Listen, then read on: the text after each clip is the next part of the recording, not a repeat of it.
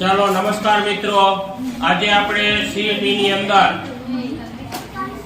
Coding decoding પ્રકરણની અંદર એક સરસ મજાનો પ્રશ્ન લઈને આપણે આવ્યા છીએ।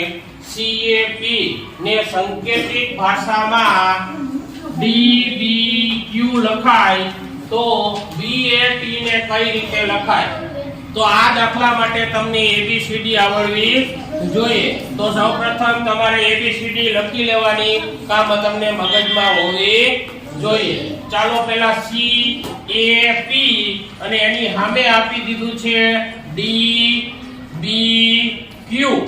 ચાલો પહેલો અક્ષર જોઈએ તો C પછી શું આવે છે? તો કેટલા અક્ષર બેટા? એક જ। પછી A પછી B તો E એક જ, અને પછી P પછી Q તો એક જ।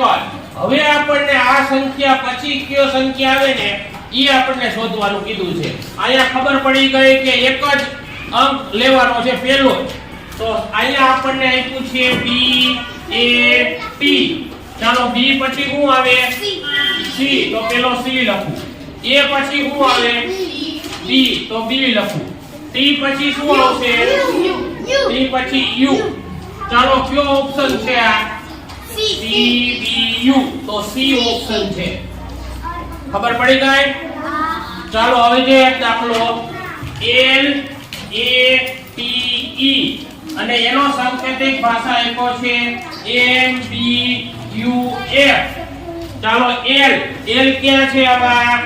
L અને પછી M તો પહેલા જ અક્ષરે આવી ગયો। આ L અને M છે એ પહેલા જ અક્ષરે આવી ગયો। આ A પછી B પહેલા જ અક્ષરે આવી ગયો।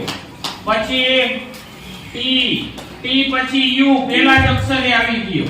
E પછી F પહેલા જ અક્ષરે આવી ગયો। હવે તમને અક્ષર આપ્યો છે M A T। ચાલો M પછી શું આવશે?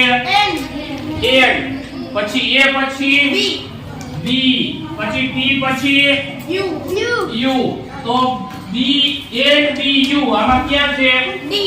D N B U તો D ઉપર છે। તો ચાલો મિત્રો આવા સીઈટી ની અંદર દાખલા પૂછાય હવે મગજમાં ગળી ગયા? તમારે સાંકેતિક ભાષાનો ઉપયોગ કરવાનો, તમને ABCD આવડી જાય તો આ ત્રણે ત્રણ પ્રકારના દાખલા આવડી જાય। અસ્તુ।